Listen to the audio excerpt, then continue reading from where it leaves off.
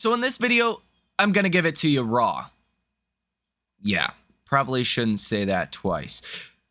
But it needs to be said. It does.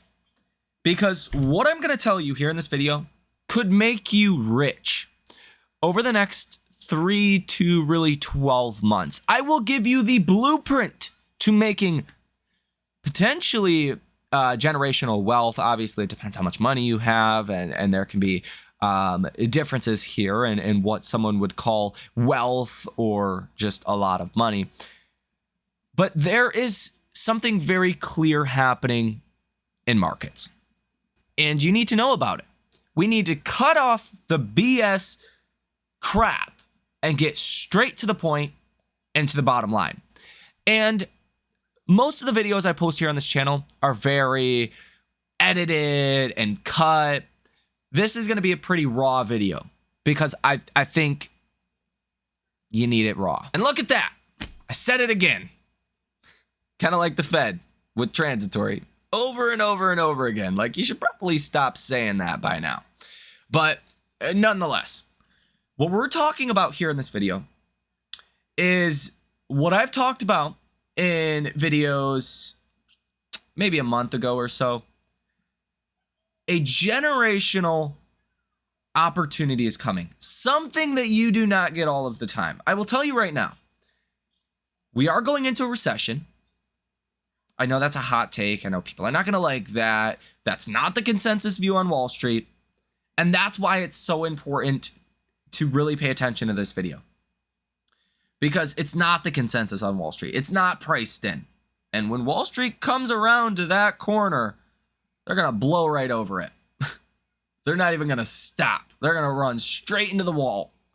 And you've seen the start of that on Friday. Wall Street they went over the speed bump too fast. They haven't quite hit the wall yet, but that's coming. We can see it, and the brakes have failed. It's just the mentality on Wall Street. It's like herd mentality. Or when you hang around successful people, well, you're likely going to be the next successful person. If you hang around, for lack of a better word, losers, you're going to be the next loser, metaphorically and, well, actually. So there's a lot of herd mentality going on. The soft landing narrative has been overplayed.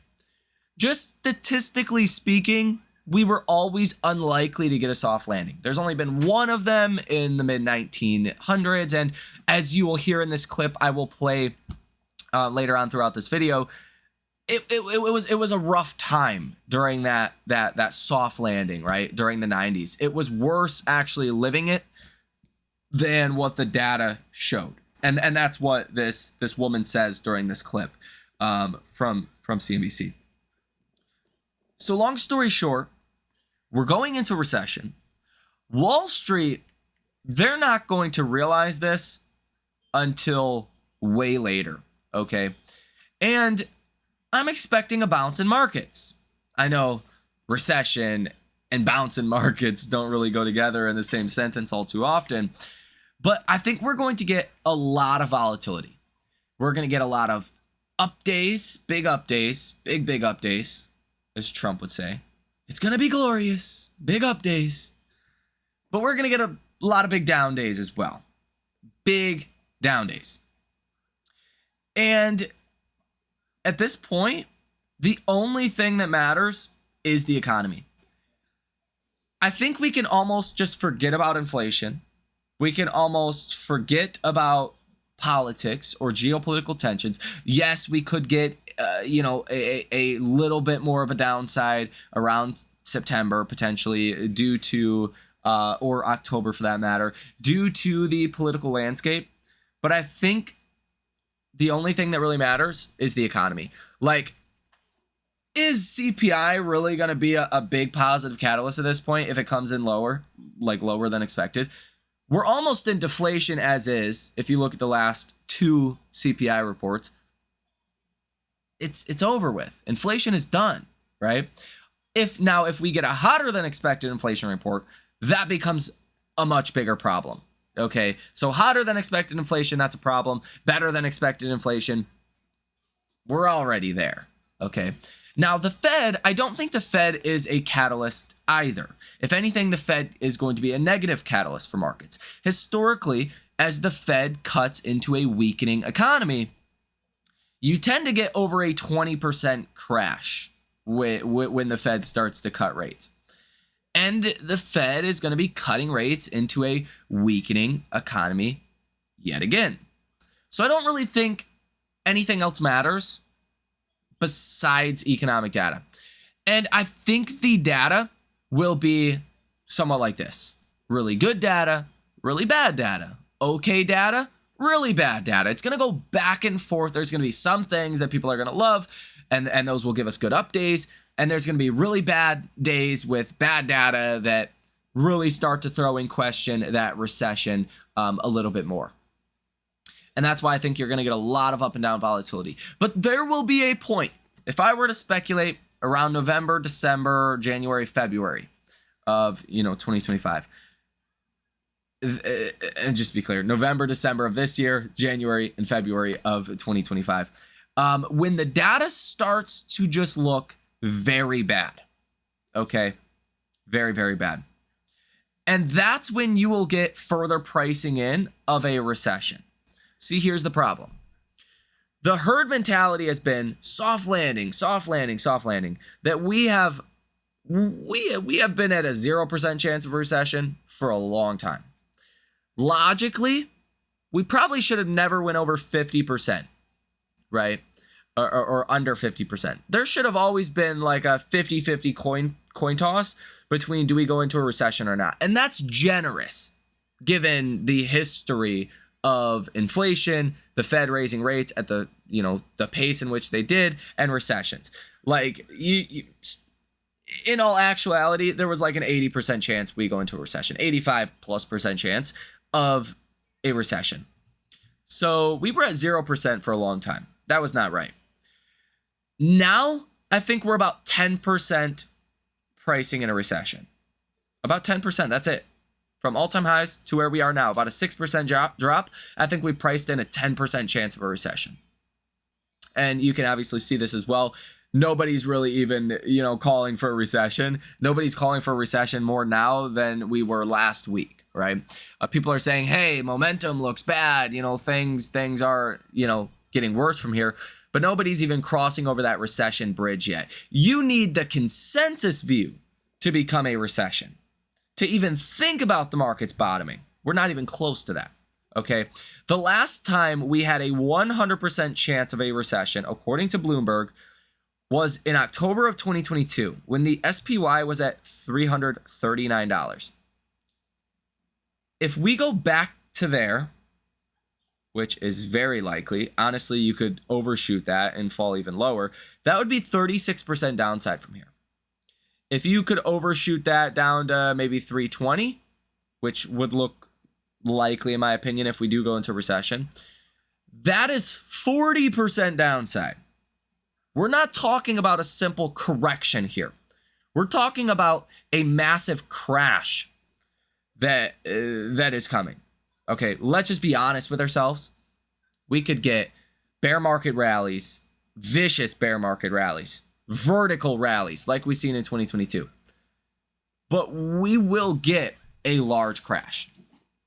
Now, the large crash comes when we likely go into a recession, when GDP actually starts to go negative, or when we start to get some serious negative non-farm payrolls. That's when I would expect the vast majority of the selling to actually take place. Now, we bottom when the Fed comes out and says this: we will do whatever we have to do to stabilize and support financial markets. We will buy mortgage-backed securities. We will buy treasuries. We will buy stocks, for that matter. We will give bailouts to corporations if needed. That's when we bottom. That's when we bottom during the Rona drop, 2009. That's when we bottomed during the dot-com bubble in the 80s. Literally, Black Monday ended because the Fed said, we will bail everyone out. A 20% drop in a single day was bailed out the next day by the Fed backstopping everything. It always happens like this, okay? This time is no different.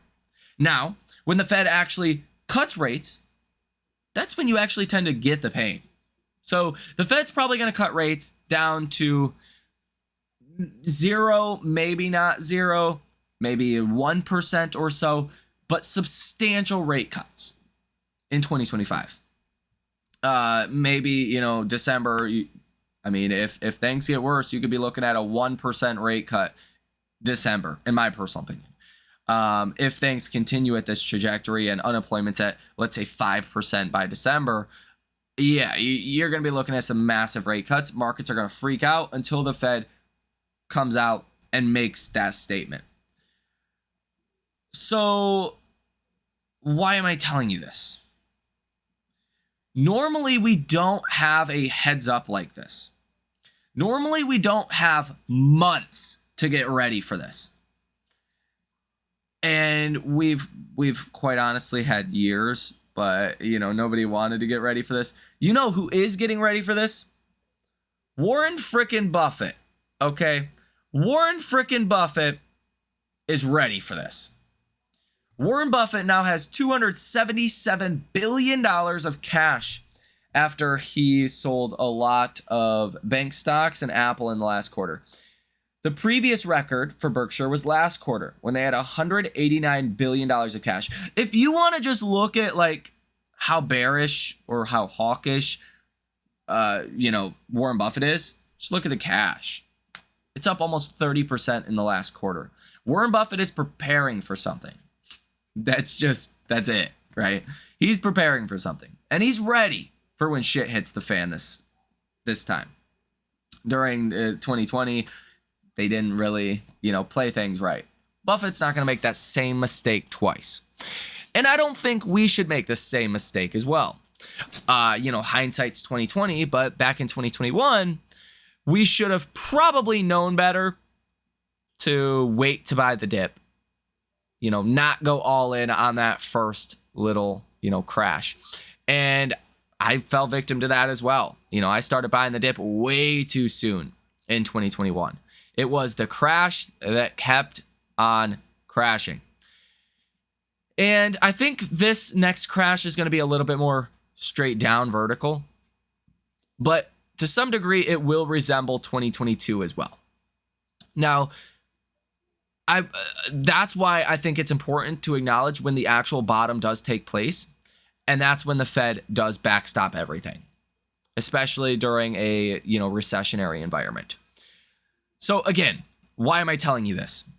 Because you need to prepare for this now, not just for your sake, but for your family's sake, for your financial sake. You need to cut expenses. Try to make as much money as possible. I don't care if that is DoorDash. I don't care if that is getting a second job, becoming a server on the weekends.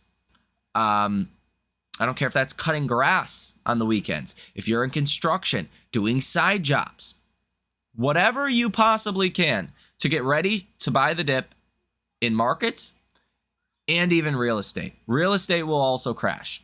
Yes, rates falling makes homes more affordable, the monthly payment. But if people lose their jobs, as is what is going to happen, then, that's not going to be good for real estate. And just think about this logically, right? A lot of businesses, they built, they overproduced during the Rona. They overhired for the boom in demand that we've seen. Now, it's slowly getting to the cutback phase, right? You can't just artificially stimulate and build, many factories, and then when that stimulus is over, say, oh my gosh, I'm shocked, business has slowed down. That was going to happen. So again, time is now to cut expenses, to get as much cash as possible, to do as many side jobs as you possibly need to. Now, here's one thing that some of you guys are going to balk at, and understandably so, because any other time it would make sense to pay off debt during this moment. But in fact, I think, making extra debt payments on, let's say, credit cards or cars or homes does not make any sense to me at all. Now, obviously, if you have a big problem and you're barely scraping by at this point and you can knock out some of your debt and be in a better place, month to month, that's different. But just generally speaking on people that don't have large amounts of debt that are, eating up all of their monthly income. As long as you're not in that camp, I think saving the extra cash instead of making those extra debt payments makes a lot of sense. Now, during a normal economy, during a normal market, make all the debt payments you want. That's great. I mean, if you could pay off 20% credit card debt, that's awesome, right? But if we're about to go through a major crash in the next 3 to 6 months, potentially as much as 40%, it makes sense to have that extra cash on the sidelines ready to take advantage of it in markets or even with homes for that matter. Because let's be honest, you could pay off $10,000 of credit card debt in the next 3 to 6 months. You cannot go swipe your card and buy stocks when that opportunity is presented. Okay?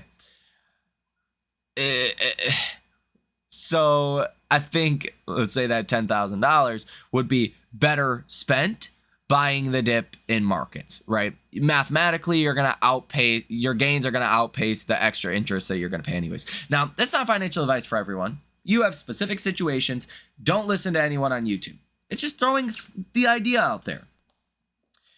Because you could lose a lot of money if you listen to me. I think we're going to be 100% accurate. I mean, let's be honest. If you're a viewer of this channel, I called this out.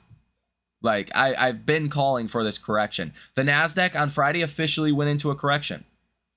Exactly as I thought it would. I expected a 5 to 6% decline in the Russell by this last Friday. What happened? You fell 3% on Thursday, and you fell 3% on Friday. If you include the drop that you've seen after Jerome Powell's speech ended on Wednesday, you actually ended up closing the week down about 8.4% on the Russell. I profited from that. It was great. It was actually a huge trade. But, just take the recent track record and extrapolate that. I will not be wrong on this, in my personal opinion. There will be a larger crash. And bottom line, you want to have as much opportunity available to you via cash to profit from it. This is not the time to spend like crazy, to get the new car. This is not the time to live, the American way and spend. This is the time to get locked in and dialed in for yourself and your family. Again, I expect a larger crash will come November, December of this year, January or February of next year. I think by then, it's going to be unequivocally clear that we are either in a recession or going into one. And then just depending on how fast the economy were to deteriorate or if the Fed backstops things, who knows how long that process could take. The longer, the better, right? Because the more time you have to accumulate money and to be able to take advantage of that opportunity. And now I know a lot of people are going to say the Fed's never going back to massive QE or backstopping everything. Yes, they will. Inflation, it's not coming back, especially not during that environment. Recessions are the most deflationary environments that there is. You never see inflation during recessions. Never happens. So just like the Fed threw out their dual mandate on the employment side in 2022 because inflation was such a problem, they're going to throw out their inflation mandate in 2025 because the economy is the problem. And unfortunately, these things move in such a lagged way that, by the time shit hits the fan, it's going to be far too late. It's already far too late. The Fed has already done the damage. even if they start cutting rates in September, like the damage is done. The Fed cutting rates, these long and variable lags, work both ways when they raise rates and when they lower rates. It does not spur activity right away in some sectors, perhaps, but even the Fed cutting 50, 100 basis points is not going to do much. The Fed needs to go back to like 2% to really start to get anything moving again. And that's likely where the neutral rate is. If inflation's around 2.5%, say the federal funds rate, perhaps around 2.5%, boom, you could say you're neutral at that point. For the Fed to cut 250 basis points, that would just be getting you back to neutral. I don't like to say these words, but we're kind of screwed. Okay. Now, however, which way if you want to be the one that gets screwed, raw, as I would say in the beginning of this video, do you, okay? It's not how I like to operate. I don't want to get screwed. I want to take lemons and make lemonade, to be cliche. And that's really the bottom line to it. So that is the blueprint. Timing's very difficult. I think we are going to bounce here in the near term. I think there's going to be times where the markets are going to say soft landing again. And then there's going to be times the markets say recession again. But at some point, the data will turn starkly and consensusly towards a recession. And that's where you get longer, prolonged downside until the Fed capitulates and cuts rates and bails everyone out again. That's when you want to go all in this market again. Until then, I ain't touching a thing. It's all cash from this point on. Unless there is specific, good deals, just not touching it. You can pay me to touch it if you want. Probably shouldn't say that twice either. But I'm just not. That's it. So let me know what you think about this information down below in the comment section. Hit the like button if you were a little uncomfortable in this video. Subscribe to the channel if you guys want to stay up to date with what's going on in the markets each and every single day, week, month, and year. Most importantly, enjoy your weekends, and I will see you in the next one.